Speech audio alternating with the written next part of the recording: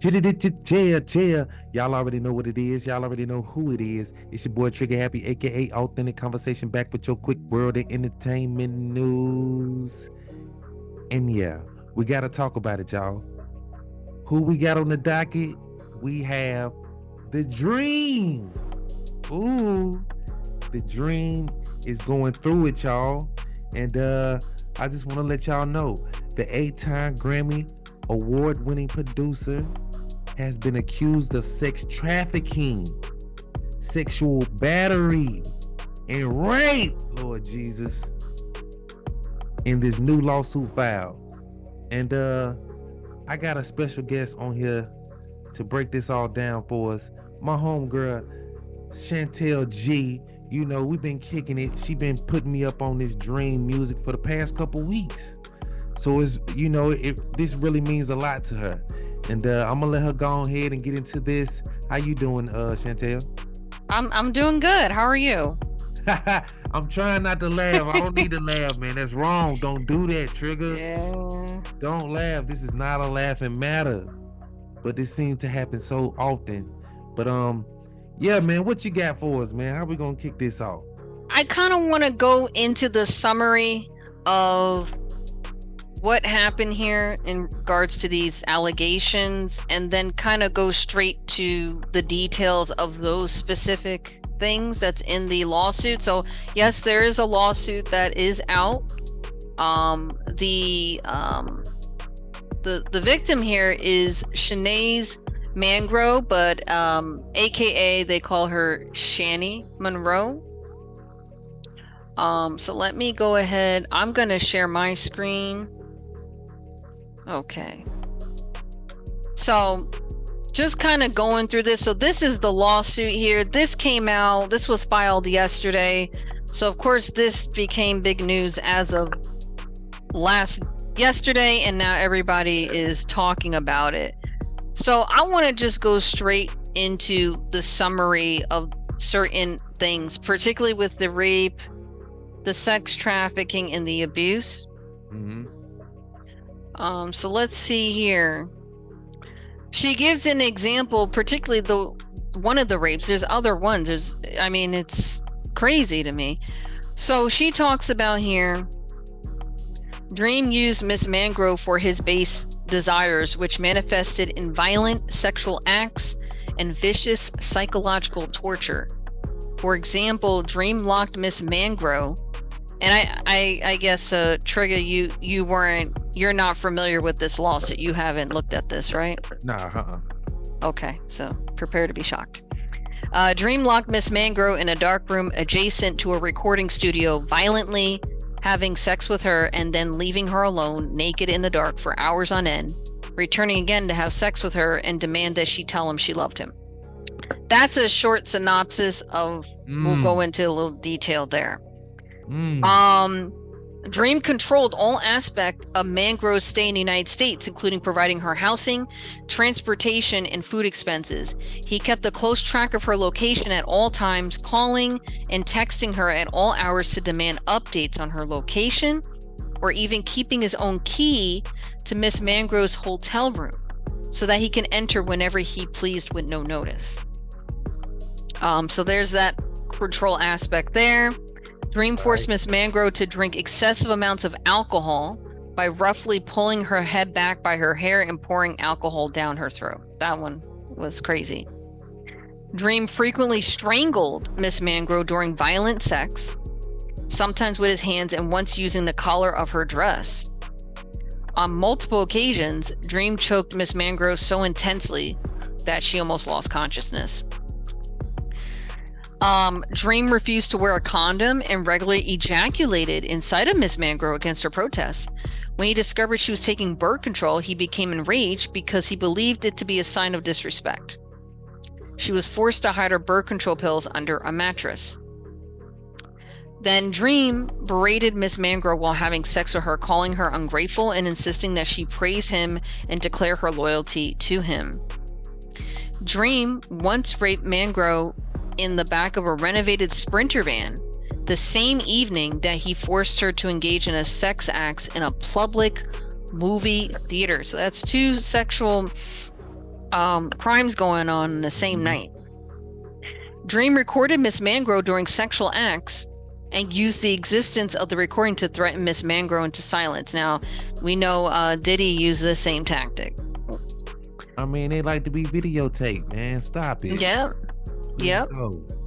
Now, it says here his depraved behavior was facilitated by his record label, Contra Paris LLC, as well as by Epic Records. The label Dream convinced to invest in Miss Mangro despite the fact that he never intended to truly support her career trajectory, but instead wanted corporate funding to assist in his trafficking venture.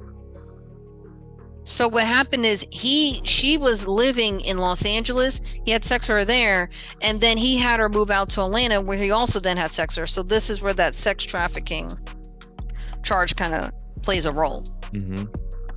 So I'm just gonna skip right ahead over to the first part that mentioned about the first rape incident, which actually a lot of the articles that you see out now take from that particular incident, because it seemed violent, but as you go through, it gets worse. So this kind of just explains. They are saying, he's a violent misogynist. They're going through his music and some quotes he might have said. So we're gonna go through here. She also was here on visa, by the way, for her abilities in the arts. So let's see here. Visa. Yeah, she's not a U.S. citizen. She's from Netherlands. She's here on a visa. Bruce. So I feel like that's an advantage that I think Dream noticed he got from that. Her not being U.S. citizen. And then I don't know how that plays a role in the court system. Oh, that's because always trafficking, ain't it? So that's how they're going to tie into trafficking? With probably her not being U.S. citizen, her being here on visa. So she's only here for a short period of time. Yeah, well, they're actually going to tie in the trafficking more so from her being moved from one state to the other. Right, so he had sex with her in Los Angeles, and then he moves her to Georgia, where he then has sex with her there. So that's where that comes in. On an international level, I don't think, but, that's where that lands. So this is where we get into the first incident, which her first encounter. And things escalate pretty quickly. He tries to manipulate her into saying, hey, I can have you on tour with Beyonce. I can make like Beyonce and Rihanna. You just need to be a part of my sanctuary. You need to tell me everything about you. It's very cult-like. I need to know your fears, your desires, so it can help me, write songs for you, because I've done this with other artists. Now, I'm going to say this, Trigger. I've actually very familiar with Dream mentioning that in many interviews where he likes to get to know the artist. And I've always vouched for that because, you don't want to put out fake music. You want to put authentic music. So you do get to know the artist. What I don't agree with is using that to get sexual favors. That I don't agree with. So, now we're going to go right into this.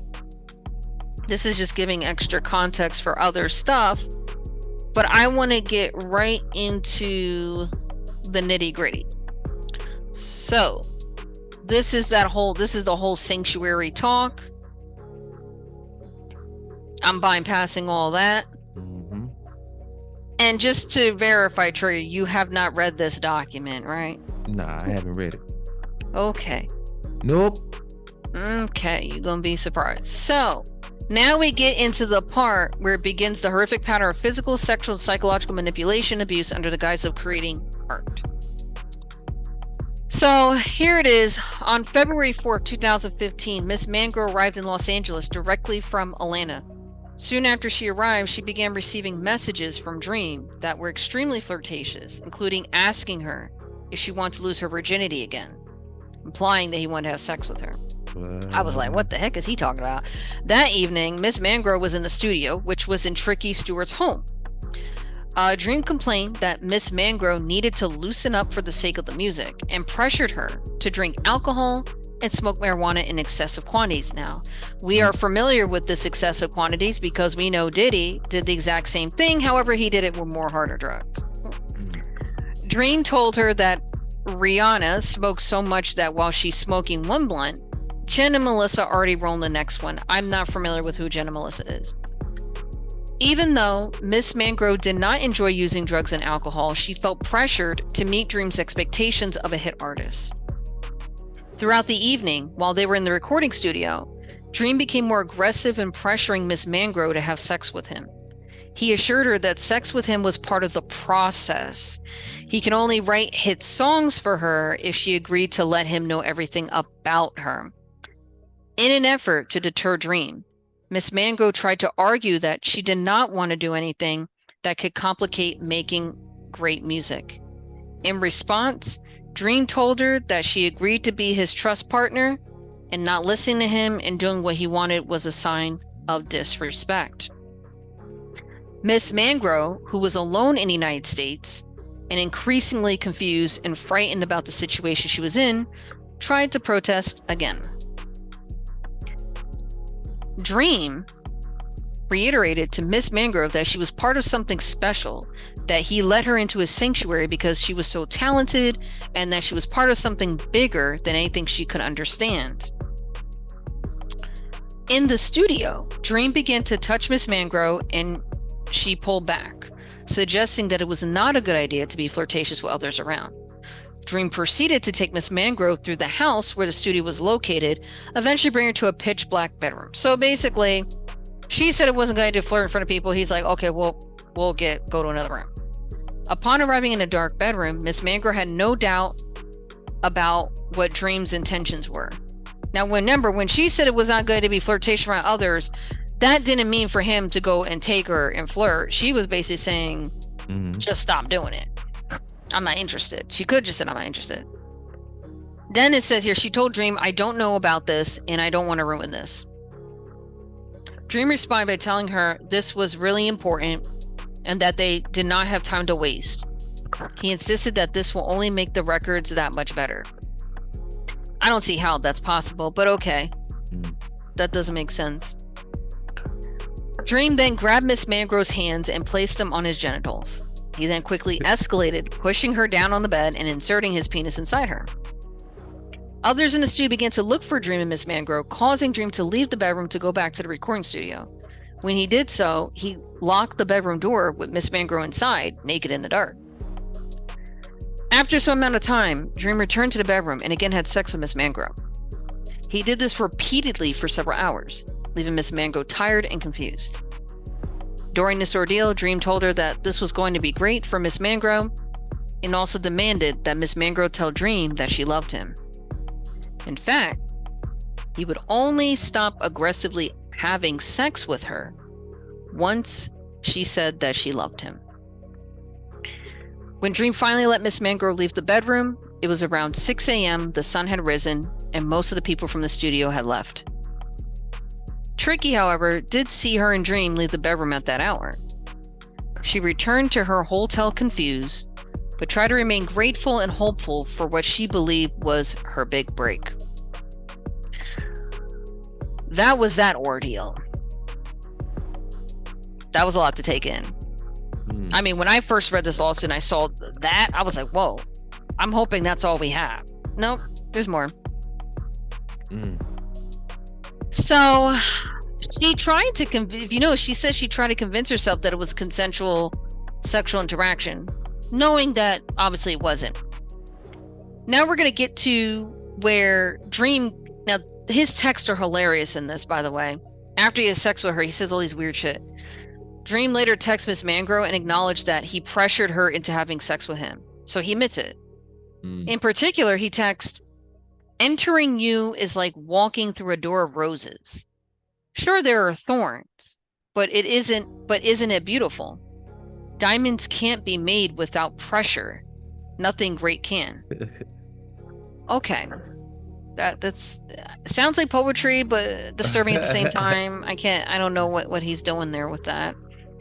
It says here on it, February 7, 2015, Dream texts Miss Mangrove, we are married through art, and I won't ever let anyone take advantage of you and will perfect you to the end, like a knight. Unfortunately, it was Dream who Miss Mangrove needed protection from, and there was no knight willing to help her when she needed it the most. So now I'm going to skip ahead And it says here, though, before I skip ahead, that in Los Angeles, when they're in the studio, he expects her to be available to have sex with him whenever he demanded it. Complete control at that point. Now it says here, while she was in Los Angeles, Miss Mangrove became sick with strep throat and was given antibiotics to treat it. She knew that antibiotics could lessen the effectiveness of birth control and begged Dream not to ejaculate inside of her. He refused. At one point, while they were in Los Angeles, Miss Mangrove physically tried to get away from him to avoid him ejaculating inside of her, and Dream held her arms down and ejaculated inside of her over her protests. This type of violent sex, control, and manipulation became more and more common as the days passed, as you will see. This went through me through a loop.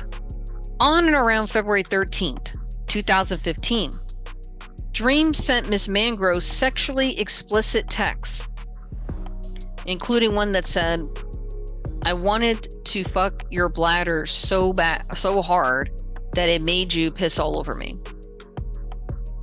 What the heck does that mean? Yeah, freaky boy, freaky boy. Does that mean squirting?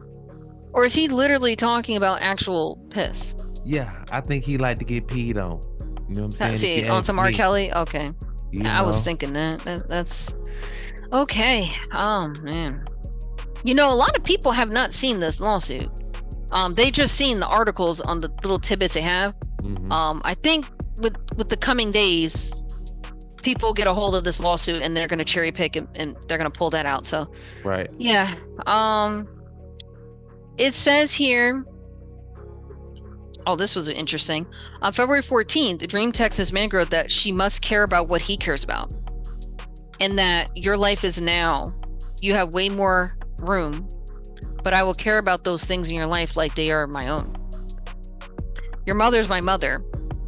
Your father, your brother, your friends are mine. Your enemies I will inherit as my enemies.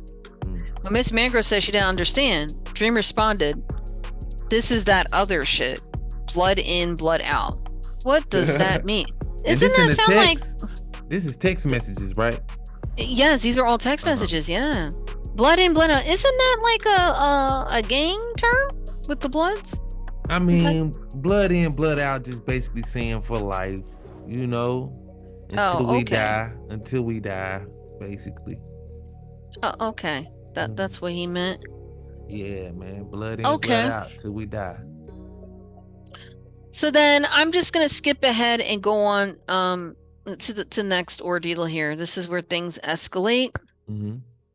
So it says here that before Miss Mangrove could even respond to Dream's promise that her contract deal would be fair and respectful, Dream said, "I need to see inside that pussy though, as your man. Now." Gotta put emphasis on that. "Go in the restroom, pull your panties to the side, and take a picture." Now I'm gonna read this footnote here. Now I'm just gonna tell you, I'm familiar with the song "Panties to the Side." It was one of my favorite songs. You know how weird it is reading this? It's my favorite song off the Love King album. I ain't gonna say anything else more about that song. What song is that? That's The Dream. It's on the Love King album. If you want, this might make people go and check out the song. Check it out. Hear it for yourself. I want to disclose, but then I don't want to disclose. I have done some things with this song, so that's all I'm gonna say. Hello. It's very weird reading this because this song. Okay, it is unlikely. Oh, I'm about to read this part. It is unlikely a coincidence that "Panties to the Side" is the name of a song written by The Dream. In an interview with Essence magazine, he said the following about the track: "It's about a quickie. When you can't really get into it all the way, and you can't take the panties all the way off, so you just push them to the side. Sometimes you do it just because it's hot. You have no reason not to take your clothes off, but you just keep them on. Everyone at Essence.com should try it. Call your man at work and tell him, 'I want you to come home and pull my panties to the side.'" It's almost a very dominant in a sense, but yeah, it does. It sounds like it, you know. Yeah. So going into the next ordeal of the situation, and if you, I just want to note here, it says here on February 18, Dream told Miss Mangro via text message that Rihanna had just sent him a sexual text, a not so subtle hint to remind Miss Mangro to be grateful for him because Rihanna was allegedly interested in him. 2015. Okay. He said here, "You belong to me now. I'm your mother, father, and everything." I think I'd be creeped out if somebody said to me. I don't think I'd be talking to them, but okay. Hey, that boy got a lot of M's on deck, so I know he's kicking out the bread, 1,000 a day. Oh yeah. It's nothing to him. Mm-hmm. So, it's crazy. And then they put her in a residence inn. It says here, he had his own key to that room, so he could come in whenever he wanted, which means he was having sex with her whenever, and she wouldn't know. Like he would just come over there. It says here, yeah, them the ones that look like apartments. Hotels that look like apartments. Yeah. And that's kind of like a little bit of a sex trafficking situation, because then you're moving her there and then you go in and have sex with her. So he's moving her around. And then it says here, Dream became increasingly controlling after Miss Mangro moved to Atlanta. Yeah, and he's in his home area. He's comfortable. He knows his ways around. He said she wasn't allowed to attend events or go to clubs with Dream, meaning she's supposed to be an artist. He should be promoting her. He's on the label. He's not doing that. That's what Diddy did. Cassie wasn't allowed to go outside. She was expected to stay in the hotel unless she was recording or at the gym. Garland regularly texted her to ask what she was eating, telling her to go to the gym while making unannounced visits to check on her. This is very disheartening, I'll be honest with you, Trigger, because I actually know his bodyguard. I've met him before. He actually follows me and I follow him on Instagram. So this is very disheartening. Yeah. This is crazy to me. I still can't believe this is actually happening. I'm gonna wake up tomorrow and be like, there's no way. Yeah. It's still unfolding, man. It's still unfolding. Just getting started. We're gonna keep on this, man. So here's the thing. Now we're going to that birth control part. He got angry with her when he discovered she was taking birth control and demanded she throw it away.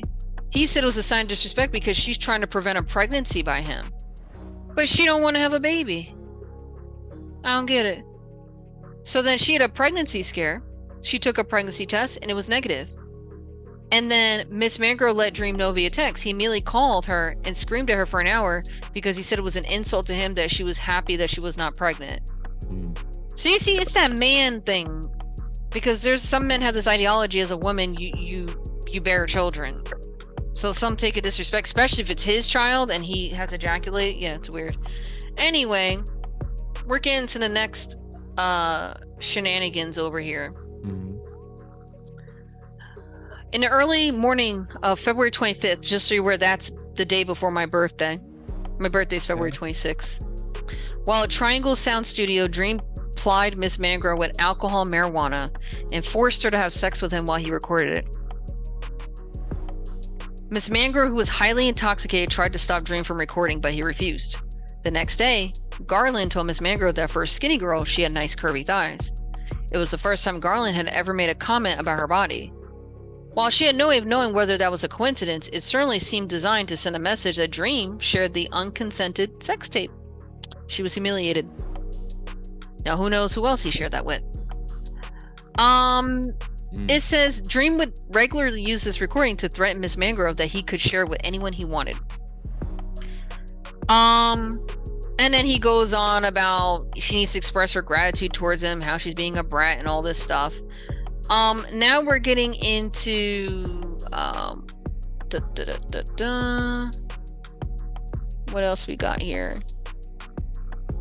Yes, indeed, y'all getting an exclusive from Chantel Yeah. G. Let's see here. Now, she asked him if she could start writing songs, given that Dream said her deal would include a publishing songwriting component, but she was not permitted to write anything. Dream considered it an insult that she asked and accused her of insulting his songwriting. Okay, I guess he's the one writing the songs for her. But she's also a songwriter herself, so as another songwriter, you should encourage your artists, if they songwrite, to do that. True. And then it says here,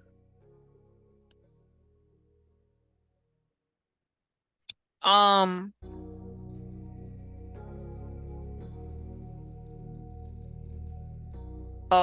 things get interesting.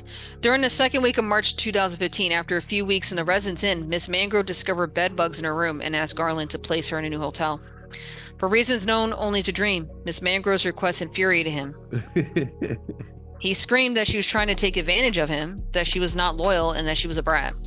Miss Mangrove tried desperately to explain herself, but Dream's anger continued to escalate. He told her that it was her fault that Beyonce's album was delayed, and he had the right to tell her what to do to him sexually to make it up to him. He demanded that Miss Mangrove apologize to him for the delays to Beyonce's album, while he forced her to perform sexually by commanding oral sex. Dream roughly shoved his penis inside Miss Mangrove's mouth until she was choking. When she attempted to signal with her hands that she was choking, he said that he was her boss and continued forcing himself inside of her. Wow. Eventually, Dream began to choke Miss Mangrove with both hands. As she began to pass out, Dream continued to scream that she was taking advantage of him. Dream stormed out and left Miss Mangrove in shock with several bruises on her neck. Fortunately, she knew that Dream was leaving town shortly, so she would have a few days to recover. Dream never apologized or mentioned the strangling incident again, and unfortunately, it would not be the last time he became physically abusive with Miss Mangrove. Yeah, so that's sort of a third incident. Now he goes and says here, so during the next few days, Miss Mangrove made sure to say hello and good morning. When she missed one day on and around March 21st, 2015, Dream texted her, "You're not checking in." Miss Mangrove responded that she had checked in with Garland every day, as she was required to do so. On the following day, Dream texted Miss Mangrove to say, "My international wife, I think it's time for me to hit that pussy. When are you having my baby? 2023. When Miss Mangrove did not immediately respond, Dream texted, "You are ignoring me right now." Miss Mangrove immediately responded in fear, "No, I'm not ignoring you. I'm studying." Dream then threatened Miss Mangrove that he was going to drive over to where she was and said he was on the way, even though Miss Mangrove later learned he was not even in the state at the time. Okay, so he just threatened her. When Miss Mangrove did not respond quickly enough, Dream texts, "This is definitely ignoring. You better not be cheating on me." As soon as Miss Mangrove saw her messages, she told Dream that her phone was on silent to try to placate his escalating anger.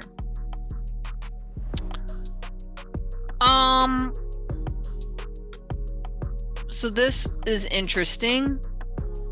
On the rare occasions that Miss Mangrove was allowed to go into the studio, Garland said that Dream told him to make sure she was liquored up before getting there. If Dream was at the studio when Miss Mangrove arrived, he would check to make sure she was intoxicated, and if he did not think she was drunk enough, he would forcefully pull her hair back and force her to drink more alcohol. If Miss Mangrove wore her hair in a ponytail, Dream would roughly yank her head back and pull out her hair tie.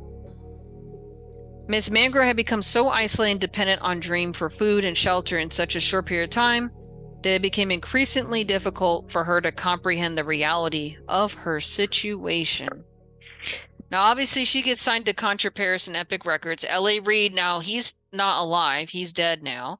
But he was, he's mentioned in here. So he's a witness to a lot of stuff, which unfortunately is not here to disclose. Very ironic.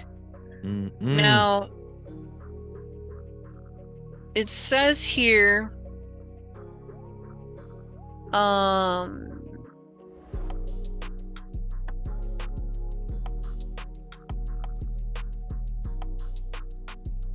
getting close. It says here, some Dream, who was married, had a child on the way in May 2015. So he's a married man, and he's doing this. What are you doing? Crucial. It Married. says here.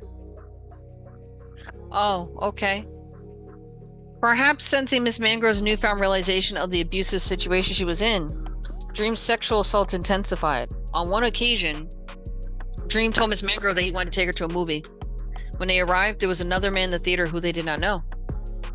Dream demanded that Miss Mangrove perform oral sex on him while the man watched. So basically, they're just in a regular movie theater, and it's just a person they don't know. She said no. Dream got angry and forced Miss Mangrove to have sex with him in the theater while the man presumably watched. It was a physically painful encounter. My question is, that man, why didn't he stop the situation when he saw that he was forcing her? Yeah, he probably was looking and he probably wasn't looking. Sometimes you just don't want to look directly at what's going on. You want to side hide and it's dark. So, But not only that, you could also be thinking these people are probably doing a fetish, right? That's true. Because some people are into that fetish. So in the movie theater, forcing, yeah. Yes, they is. Now it says here on the same evening, this is where things get interesting. Dream took Miss Mangrove to the parking lot of Triangle Sound Studio in his Sprinter van. I want to find that studio, which had been remodeled as a tour van with a mattress in the back. I'm familiar with that tour van. Once they arrived at the gate lot, Dream told Miss Mangrove that they were not actually going to the studio, but instead he asked her to leave and enter the van from a separate entrance at a different time than he did, seemingly in an attempt to keep his plans a secret from others present at the studio. Once in the van, Dream locked the doors and pushed Miss Mangrove into the dark back area of the van. He pinned her on the mattress in the van, took off her clothes, and started forcibly having sex with her. He pressed his full body weight onto Miss Mangrove while covering her mouth and nose with his hands so that she was unable to breathe. He told her that he was angry that she wanted to go home and screamed at her that she was difficult and ungrateful as he forced himself on her. Dream then began to choke Miss Mangrove, demanding that she tell her, "Are you mine?" and instructing her to say, "You're mine." His aggression scared Miss Mangrove, and the choking became so intense that she believes she might have lost consciousness at one point during the ordeal. He told Miss Mangrove that she better remember who she belongs to while she's gone, demanded that she tell him that she loved him, and further told her that he knows everything about her and is the foundation of her career and her record project. Now, see the cult part? He gets all the information about you, all your secrets, and now he can use that as blackmail. Once he finished, he instructed Garland to come to the parking lot and take Miss Mangrove back to her hotel. Miss Mangrove had bruises across her neck from Dream's strangulation. Now she goes back to Amsterdam. Now this was interesting. Miss Mangrove texted Dream about a Billboard magazine interview he did that had just been published. He previously told her he was going to discuss her as one of his new artists in interview, which rightfully so. She's your first artist on the Contra Paris label. She never came up in the interview, so she texted Dream to ask why she was not mentioned. It was an innocent inquiry, but caused Dream to fly into a rage. He sent several passages of text messages in response saying, "It wasn't about you, it was about me. Don't patronize me, Shani. You know I'm smarter than that. And stop being so selfish.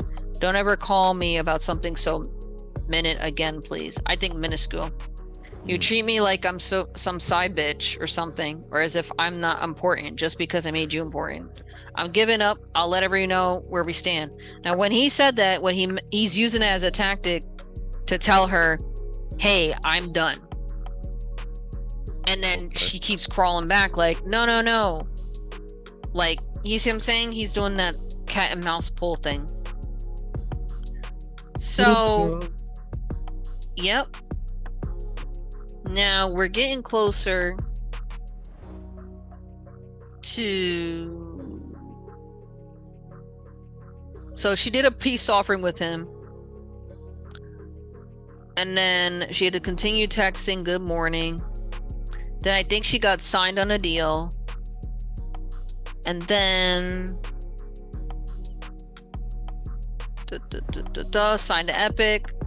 He texted her, "It will always be mine, not just your pussy, all of you. Your blood, your mind, your heart." Okay. Ooh. I don't know why he's saying all that.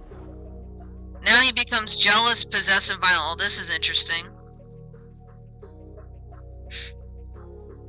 Finally, in late May 2015, Miss Mangro was told that Reed and Joey, our former executive vice president, A&R Epic Records, wanted to meet her in person. She returned to Atlanta on or around May 26 to prepare. Dream told her to practice 3 specific records for the meeting: Married to the Game, 187 Road. However, when they got to the studio with Reed, Dream began playing a 4th song, Cream. The hell? One that Dream specifically refused to send to her to allow her to practice, in an effort to embarrass and sabotage her in front of Reed. After Miss Mangro performed, Dream turned his chair toward her and placed his hand on her bare inner thigh and stroked her leg in front of Reed and Arby while the group spoke about her performance.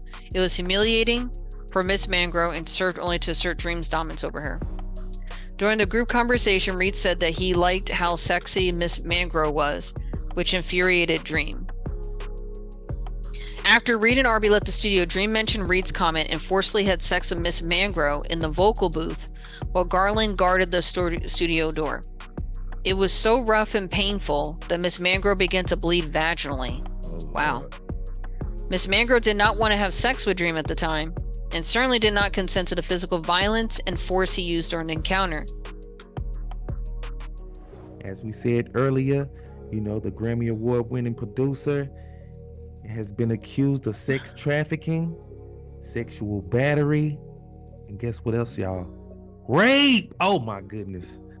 And we have our correspondent back with us to finish up. Chantel G is in the building on Authentic Voice Radio. How you doing? What's up? What's going on? I'm doing good. Just getting through the week. Doing all right though? You holding up? I know this has been tearing you up inside. So I hope I'm holding up. I have noticed I've been losing my appetite for some reason for the past 2 days since I found out. It's weird. I haven't been eating lunch. For some reason, I eat breakfast, but I'm skipping out on lunch. But then I'm having a smaller dinner, so I don't know. It seems like he meant a lot. Appetite's been. He means a lot to you. I say that. He does, and I think and it's the crazy part. I think he knows that. Right. That's the crazy part. Man. Yeah. It's bad. Hopefully he don't go in hiding, man. Stay out here. He probably gonna go in hiding for a little minute. I'm hoping this is one of those situations where it's not what it is. I'm hoping, because I hope no one else comes out. If someone else comes out, that's not good, but we'll see what happens. Yeah. Okay, so I'm gonna pull up the document where we left off yesterday. So we're just getting into the nitty gritty here. There's not too much left, but we're getting there. Right. Okay, let's see here. Just gonna move this. Okay. So this is where we left off. During this trip to Atlanta, Miss Mangrove celebrated her 24th birthday as she posted a selfie to her social media to celebrate the occasion. Dream immediately texted her to delete it. She quickly complied. Dream replied, "You can't keep doing and undoing. If you don't get it, just say you don't, and we can move on. I got my own shit to worry about."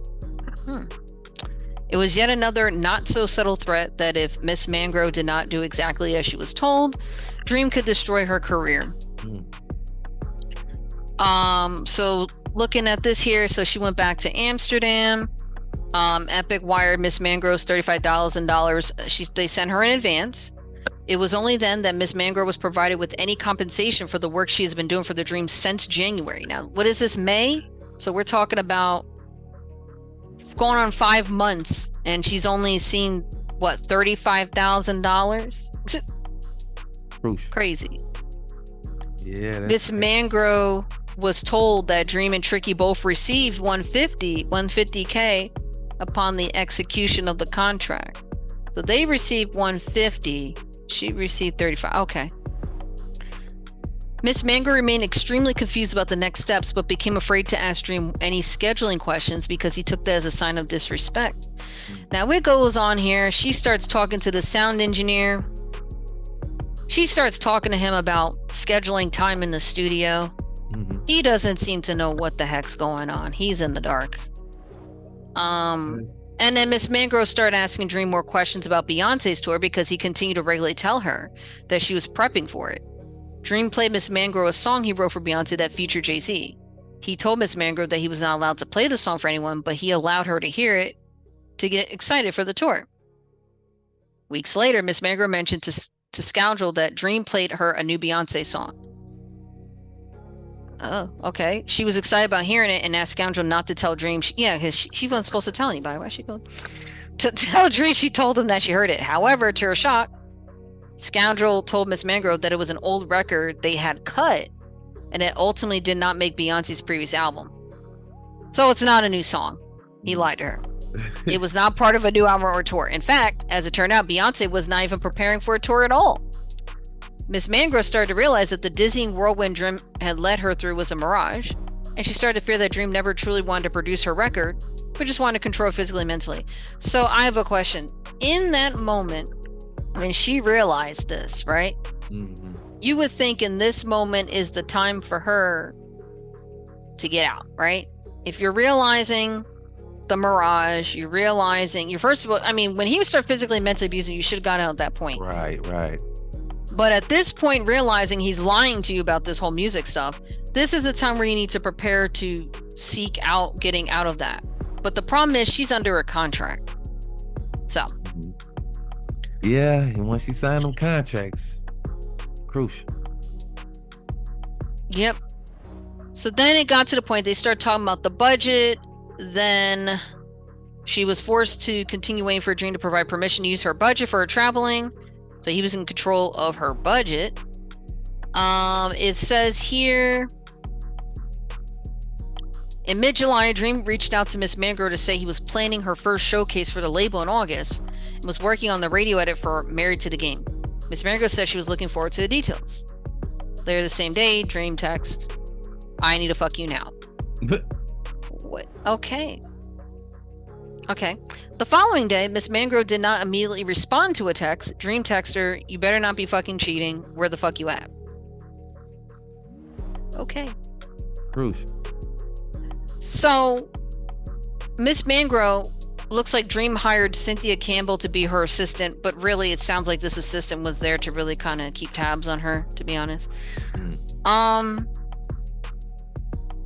This is weird. So Dream also scolded Miss Mangrove for failing to buy Garland a gift after her contracts were signed, given that Garland was the person who connected her to Dream. So Garland, keep in mind, is Chris Garland, which is one of Dream's security detail people.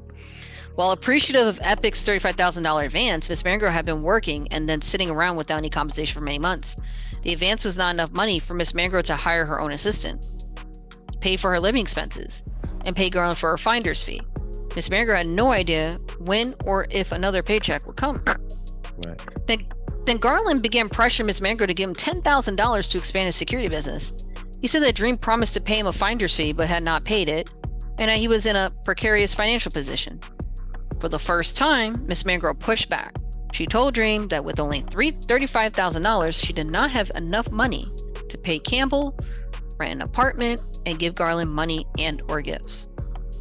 Dream was angry and chastised Miss Mangrove for being selfish, accusing her of not being serious about music because she could not pay for her own assistant and did not treat the people who helped her get to where she was correctly.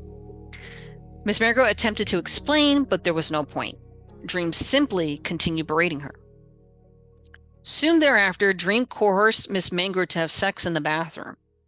He purposely banged her face against the sink, causing her right eye to swell and bruise. Several people in the studio asked what happened to her. Miss Mangrove lied and said she ran into something. Crucial. Yeah, Wow. that's wild right there. I don't know what to believe. That's crazy to me.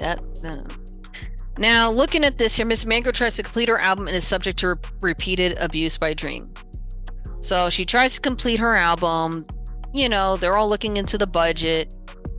And this is interesting right here. When Miss Mangrove questioned why those supporting her album were placed in better hotels than she was, Dream made snide remarks about her only wishing she could stay in a 4-star hotel. He called her ungrateful. Miss Mangrove got back into the studio in early August 2015. Dream and Tricky began demanding that she pay for the food they ordered. Oftentimes, Dream would not touch the food. It was just a test and a way for Dream to control the small amount of money she was given. That's stupid. Dream also made Miss Mangrove order champagne and cupcakes for the studio personnel. He said that she needed to learn how to treat the people supporting her, which is ironic given the way he treated her. Wow. Okay. Dream's abusive behavior continued to escalate. Now, while recording in August 2015, another artist complimented Miss Mangrove's shoes, which angered Dream. He locked Miss Mangrove into a room off of the studio and sexually and physically assaulted her while Garland guarded the door. See, Garland, you see his role in this? He's always guarding the door when these situations happen. Right. Security guards, well, so liable. Now we have a witness, Miss Erica Coulter, who's a black woman, by the way, who supposedly stands on women's rights. She's relevant now. She's on a different label now. It says here that she witnessed Dream pulling Miss Mangrove's hair tie, pulling her hair back to open her mouth and forcibly pour vodka in her throat. Coulter also saw Dream touch Miss Mangrove's body while in the studio. When Miss Mangrove caught Coulter's eye, she motioned her, asking if she saw what just happened, and she suggested she was uncomfortable. Coulter brushed off Dream's violent actions. Coulter also saw explicit sexual text messages between Dream and Miss Mangrove during the session, leaving no doubt she knew what Dream's true intentions with Miss Mangrove were. Now, around the same time, Dream told Miss Mangrove that he got his gun license back and he could start carrying his own guns again.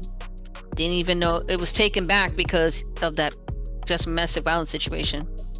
In a show of violent machismo, Dream, Garland, and others arranged for Dream's multiple firearms to be returned to him in the parking lot of Tricky's studio by means of parking two cars next to each other, oh god, and ostentatiously moving guns from one car to the other.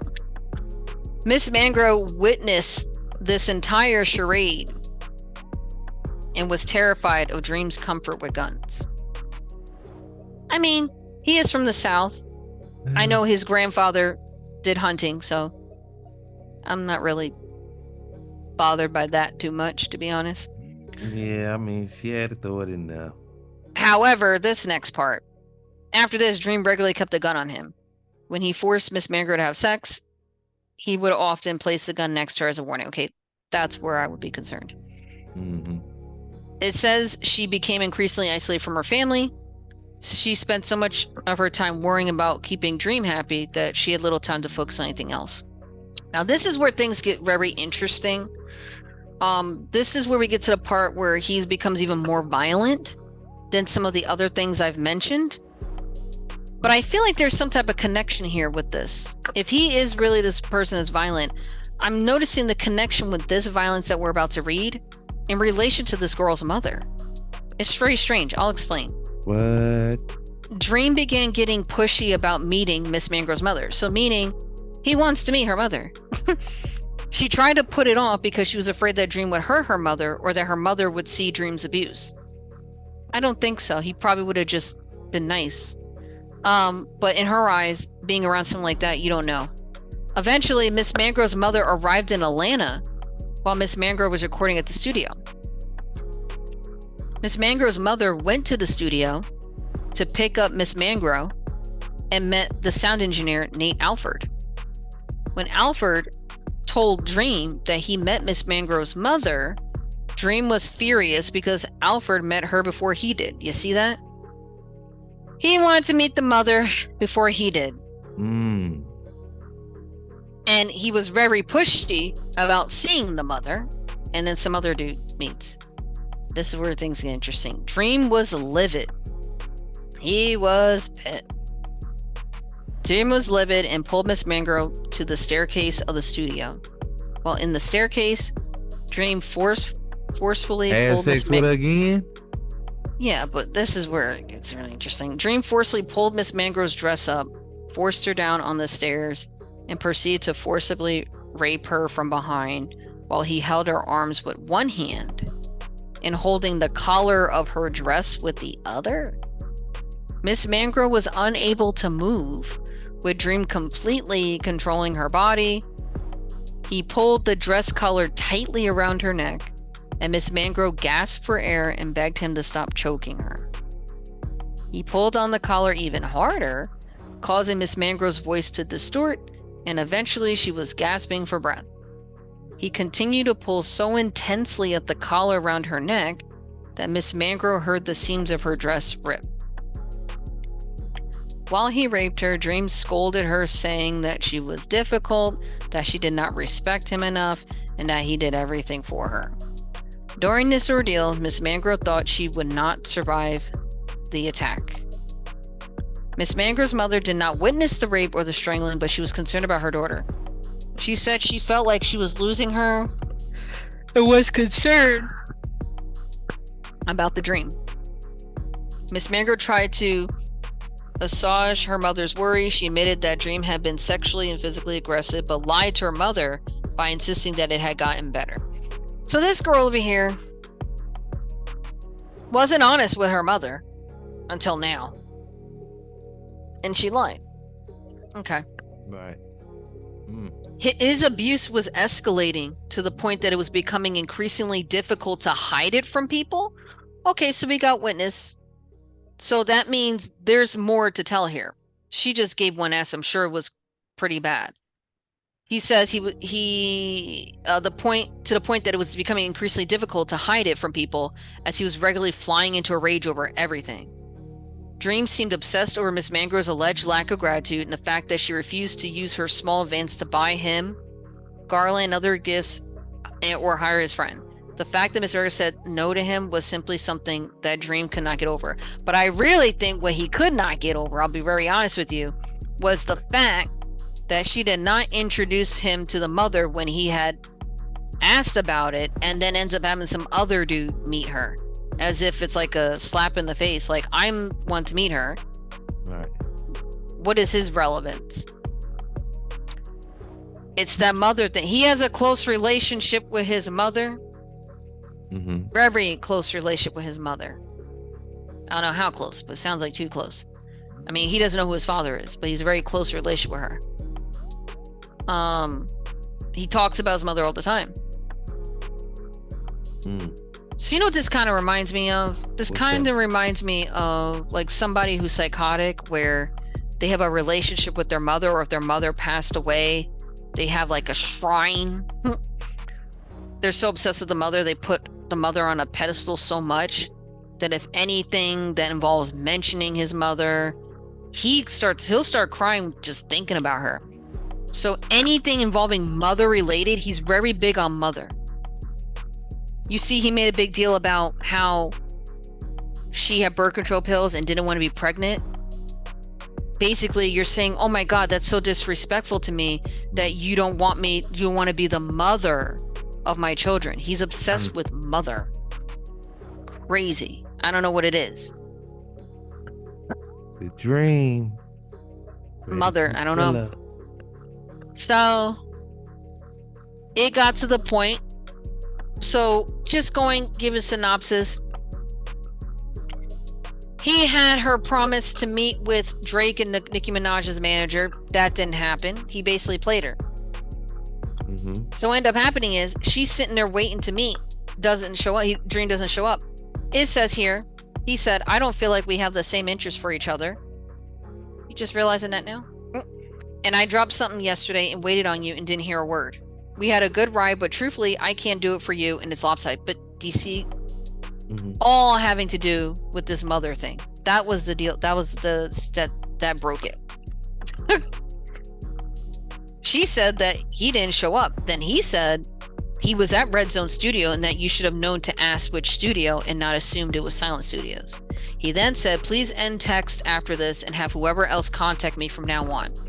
Thank you and good night, and you're fucking welcome. I think that's what that was. Mm-hmm. He then continued, don't contact me about anything about this album, and if you want to have a respectful conversation with me, I'll let you know when I get the time, but not right now. Okay.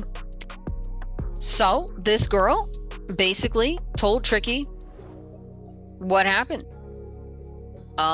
She said, I haven't told you a lot. but I cannot take it anymore, and I don't want the music to suffer because we do great things. But I can't be on this roller coaster ride of threats of ending the project if I don't please Dream or if I misunderstand something. So many times he has yelled at me for the littlest things. You're a part of Contra Paris too, and I can't take it anymore. That is true. I mean, he is his business partner. She would think, could he have some say in this? Tricky Ghost says, oh, I'll speak to him. In my head, I think that's just a bad idea altogether. You just basically blurt him out. So, he talks to him. Then she starts confiding. So, she's still waiting to hear back from Tricky, by the way. She starts confiding in Erica Coulter. She's talking to all these people he's associated with, sharing with her by phone that Dream was sexually and emotionally abusive, had been violent with her, and was preventing her from finishing her record. Coulter's response was, as a woman, she understands and would take care of Miss Mangrove. Within the hour, though, Coulter had spoken to Dream and told Miss Mangrove that she needed to figure out a way to work with Dream again, despite being told. So basically, Dream told her, you need to make some sacrifices. Now, Miss Mangrove talks to a third person, Dream's manager, Mark Stewart, Tricky Stewart's brother. That Dream sexually, physically abused her. And it got worse. She needed to get away from him. Mark's response, he generally was concerned about her safety, but told Miss Mangrove that it seemed like a personal problem that he did not want to be involved in.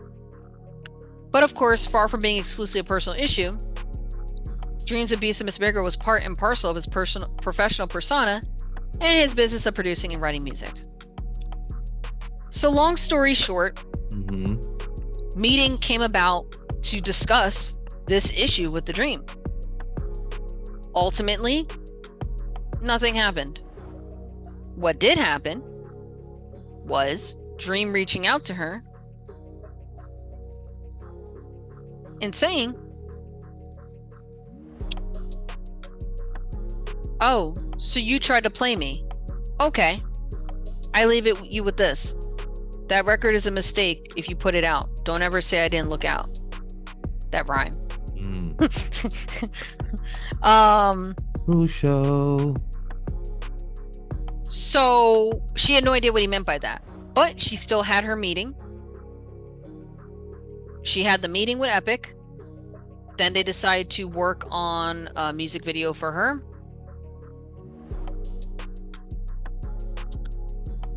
And she met with L.A. Reid, so L.A. Reid was a part of all this. What? And then come to find out, she did the music video. Did not turn out well, like she thought. And she's mad now. She texts Coulter, the lady. I'm a little lost as to why I'm still not in the studio yet. It's been forever. I want to move forward. Do you know what it is? Is it because me and Dream had a dispute, or is it something else? Last sesh was in Atlanta in August, trying to get some clarity from all sides. Seems like people have been ignoring her after her complaint. Then she was told by Epic she got approved for a budget to shoot a music video for Married to the Game. She was never informed what the budget was or how it was approved. When she pressed for the information, she was stonewalled. In my head, if someone's telling me, we approve you for a budget for a video, and then I reach out to you saying, hey guys, can you give more details? And you stonewall me. In that moment, I have to tell myself that this could be a scam. Right. So,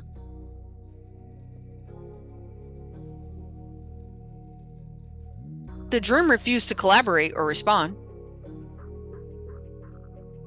Irving said he'll continue to wait for Dream. Bruce. And then Irving says Dream is already withholding music. We gotta move now. They do the video shoot. And then they did the video. And he never responded. On the day of the shoot, Irving once again did not show up. Miss Mongrove was given a bag of generic clothes that did not fit the style of the shoot. And all the vision boards she created were ignored. So, sounds like a scam.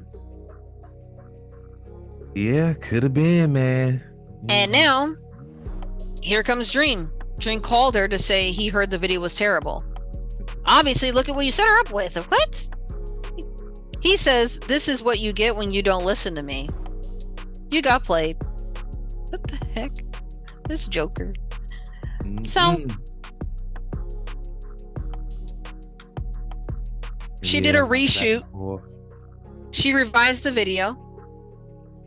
And supposedly, she was told Reed loved the video. Everyone said the video was dope. They were planning a premiere. However, Miss Coulter suddenly tells her that Dream complained about the video, so it was all good. And what is he the final say? See, this is what happens. You see how he can ruin the career because he not realizing, knowing that this guy's the final say. Yeah. That's what happened. He complained about the video, that nobody at Epic Records liked the video. Okay, and that she should have worked with Dream on the video. Miss Margaret was shocked and confused. Okay. Crucial. Then Miss Mangrove pleaded with Coulter to see what Dream was doing. He was playing games, creating roadblock after roadblock. She reached out to him, refused to respond.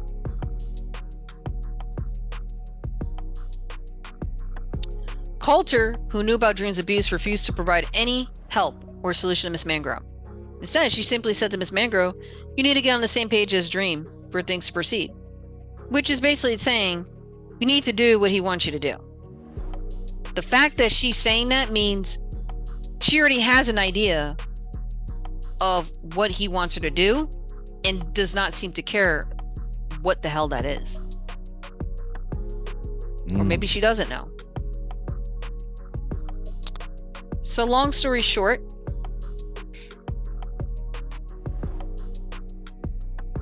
let's see. Oh, she attended Epic Festival, a music festival showcasing artists signed to Epic Records. She hoped that would provide the opportunity to get in front of Reed for a discussion about next steps. So basically, this girl, I would have to say, this girl has been ignored. She's chasing.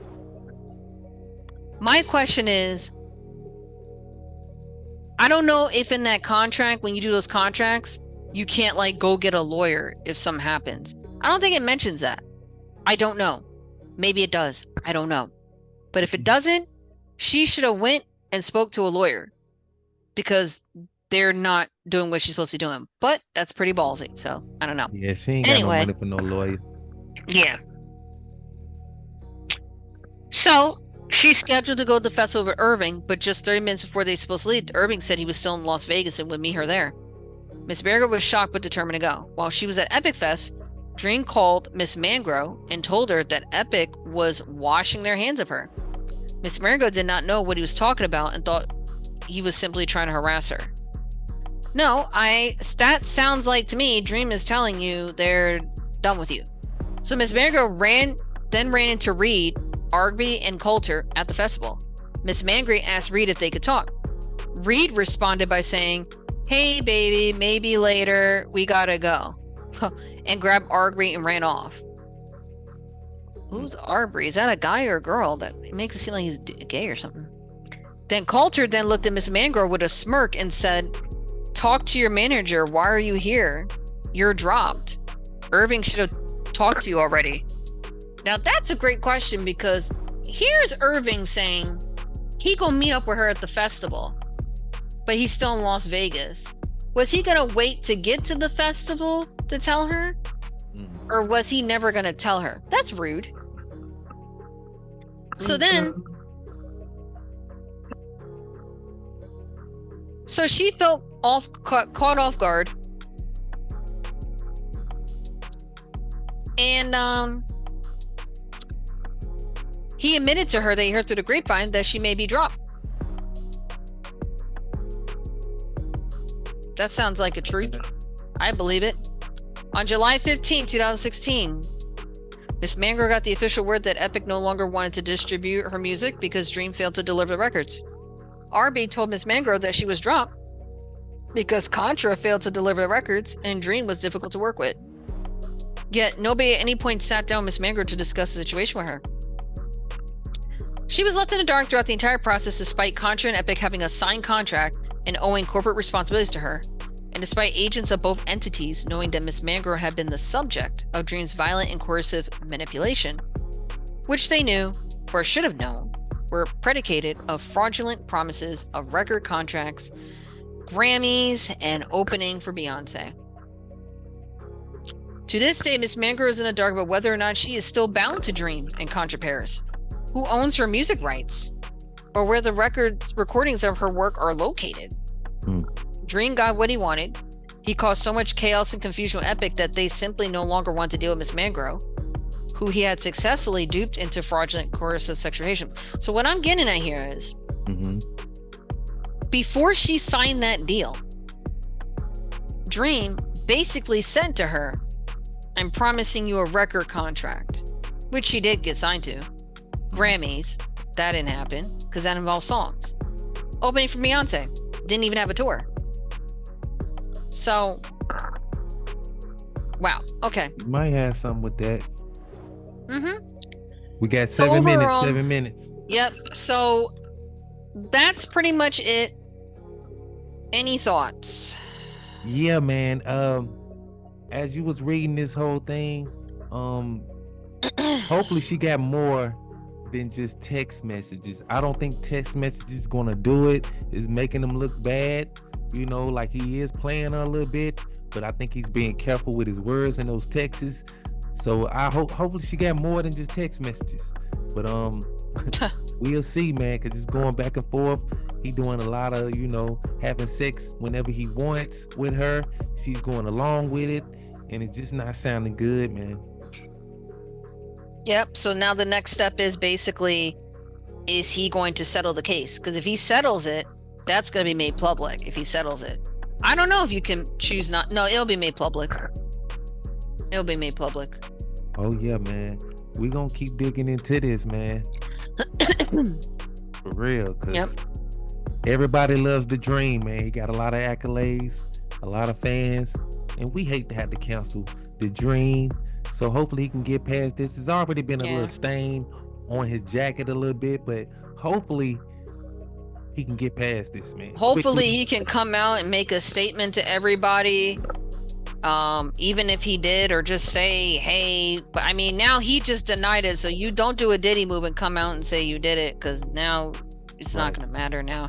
You might as well just come out and say and give us some evidence to prove your innocence, since this can't go to court. You might as well. So all right, well, we gonna stay on the topic, you know, and I want to thank y'all for tuning in with Trigger Happy and Chantel G.